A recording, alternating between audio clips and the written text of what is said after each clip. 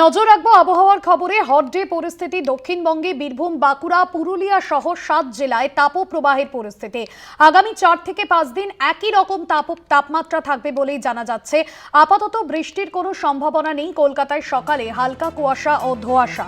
কলকাতায় আজ সর্বনিম্ন তাপমাত্রা 26.4 ডিগ্রি, দিনের সর্বোচ্চ তাপমাত্রা ছিল 37.6 ডিগ্রি। কলকাতায় সকাল থেকেই হালকা কুয়াশা রয়েছে, তবে সকালে মনোরম পরিবেশ থাকলেও কিন্তু বেলা বাড়লে গরম বাড়বে এমনটাই জানা যাচ্ছে। হট ডে পরিস্থিতি দক্ষিণবঙ্গে আজ 7টি জেলায় তাপপ্রবাহের মতো পরিস্থিতি তৈরি হবে। দক্ষিণ 24 পরগনা ছাড়াও আরো 6টি জেলায় তাপপ্রবাহের পরিস্থিতি থাকবে। শাশ্বতী রায় রয়েছেন আমাদের প্রতিনিধি ফোন লাইনে। শাশ্বতী, আলিপুর আবহাওয়া দফতর এখনো পর্যন্ত কি জানাচ্ছে?